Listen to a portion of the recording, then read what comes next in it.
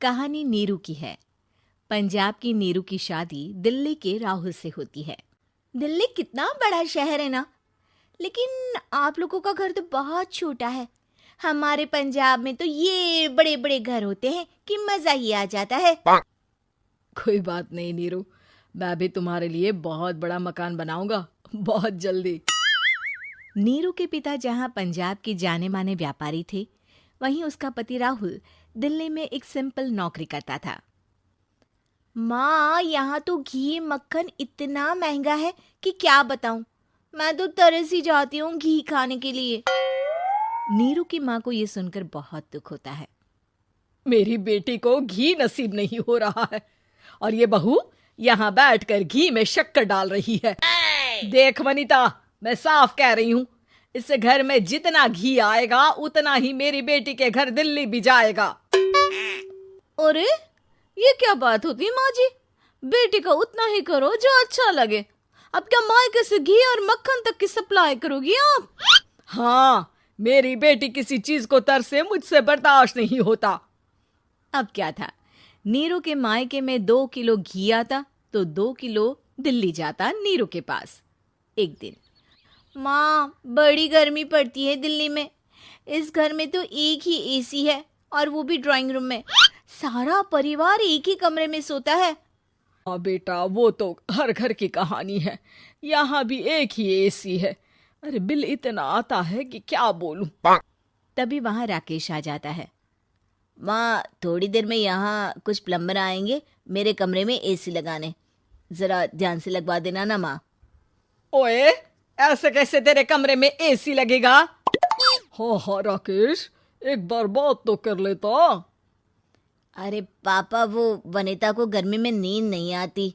Drawing room में सबके साथ सोने में वो अनकंफर्टेबल है, इसलिए। अरे पूरे परिवार के साथ वहां तेरी बहन नीरू भी तो सोती है। वो नहीं हो रही क्या अनकंफर्टेबल? समझ रहा है ना? अगर एसी लगेगा तो एक दिल्ली में तेरी बहन के कमरे में भी लगेगा, तभी तू लगा सकेगा। राकेश वनिता को सारी बात बताता है। वनिता करती भी क्या, मन मार कर बैठ जाती है। माँ, ये लोग ठीक नहीं है, क्या करूं मैं? अरे बेटी, यहाँ आ जा, तू यहाँ आकर रह ले। अरे छोड़ दे ऐसे पति को। कैसे छोड़ दूं माँ? समाज क्या कहेगा, लोग क्या कहेंगे? वैसे भी मेरा एक बेटा है मयंक। अरे हटा बेटा, तेरी उम्र ही क्या है? इतनी परेशान रहेगी तो काम कैसे चलेगा? खैर, बात आई गई हो जाती है। माँ को लगता है कि नीरू ठीक है, तो वहीं नीरू के मन में एक ही लाइन चल रही होती है, यहाँ आजा। माँ ने तो बोल ही दिया है कि यहाँ आजा। बस मयंक थोड़ा सा बड़ा हो जाए, इन गरीबों को छोड़कर मैं वापस माँ के पास ही चली जाऊंगी। वो इसी सोच में बाजार में चल रही थी कि मैम, आपका दुपट्टा जमीन को छू रहा है। नीरू जैसे ही उस लड़के की तरफ देखती है, देखती ही रह जाती है। हाय रे, कितना सुंदर लड़का है ये। अब क्या हुआ? मैंने कहा आपका दुपट्टा। तो खुद ही उठाकर दे दो ना। लड़का समझ जाता है कि नीरू उस पर फिदा हो चुकी है। वो उससे उसका नंबर लेकर चला जाता है। अब क्या था, नीरू और रोहित में लगातार बातें होने लगती है। मैं हरियाणा का रहने वाला हूँ, यहाँ एक बड़ी कंपनी का मैनेजर हूँ। अच्छा, और कितने बच्चे हैं तुम्हारे? बच्चे? अरे मेरी तो शादी भी नहीं हुई है। तुम बताओ, शादी करोगी? नीरू शर्मा जाती है। अब लेकिन मैं तो पहले से ही शादीशुदा हूँ। मुझे फर्क नहीं पड़ता, बस तुम शादी कर लो। भाग चलते हैं, बहुत पैसे वाला हूं मैं, हमेशा खुश रखूंगा तुम्हें। नीरू रोहित से मिलकर सारा प्लान बना लेती है और फिर एक दिन घर से भाग जाती है। दोनों शादी कर लेते हैं। शादी के बाद, क्या बात है नीरू, तुम्हें परेशान सा देखता हूँ, सब ठीक तो है ना? हाँ हाँ, सब ठीक है।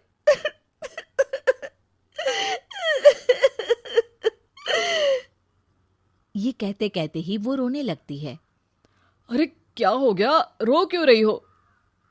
मैंने तुमसे एक बात छुपाई है और वही बात अब मुझे परेशान कर रही है। रोहित, मेरा एक बेटा भी है, उसका नाम मयंक है। क्या बात कर रही हो? ये तुमने मुझे पहले क्यों नहीं बताया? देखो नीरू, मेरी माँ को मैंने ये नहीं बताया है कि तुम शादीशुदा हो। बच्चा मैं मैनेज नहीं कर पाऊंगा। नीरू को समझ में नहीं आता कि वो क्या करे। तुम उस बच्चे को अपनी माँ को क्यों नहीं दे देती? नीरू चुपके से माँ को फोन करती है। माँ, क्या मयंक को तुम रख सकती हो? बेटा, मैं राकेश के साथ बात करती हूँ। आखिर घर का बेटा वही है, जो वो बोलेगा। वैसे भी बेटा, तूने जो किया है ना, उसके बाद से पूरा घर तेरी बुराई कर रहा है। मैं भी अब किसी से तेरे लिए लड़ नहीं सकती।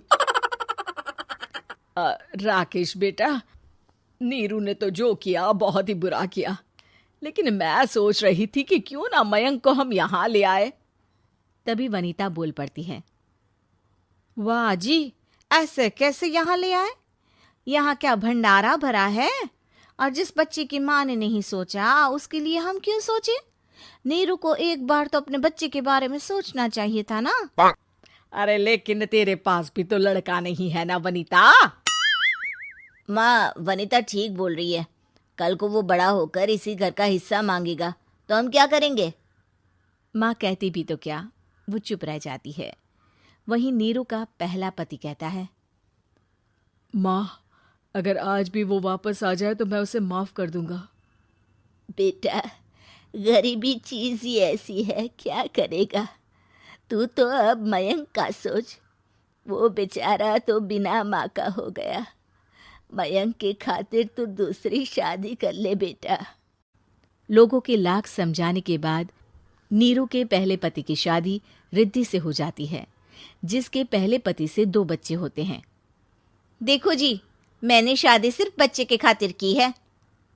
मैंने भी शादी सिर्फ बच्चों के खातिर की है। वहीं नीरू के दूसरे पति के मन में ये बात घर कर जाती है कि नीरू एक मासूम बच्चे को उसके खातिर छोड़ कर आई है। अब देखो नीरू, मुझे लगता है कि जो औरत अपनी कोख का बच्चा छोड़ सकती है, वो तो कुछ भी कर सकती है। कल को तुम्हें मुझसे अच्छा कोई मिल गया तो तुम तो मुझे भी बाय बाय कर दोगी ना। नीरू को अब उसका दूसरा पति ताने देना शुरू कर देता है। तंग आकर नीरू उसके यहाँ से भागकर अपने पहले पति के पास चली जाती है, लेकिन ससुराल में क्या लेने आई है नीरू, मयंक को? नहीं नहीं सासू माँ, मुझसे गलती हो गई, मुझे माफ कर दीजिए। नीरू, अब वक्त खत्म हो गया है, मेरी शादी हो चुकी है। तो छोड़ दो ना उसे, हमारा बच्चा है। मैं आपको अपनी माँ नहीं मानता, मेरी नहीं मान तो बात अच्छी है। नीरू मयंक की बात सुनकर समझ जाती है कि उसके पास अब ना आसमान रहा ना ही जमीन।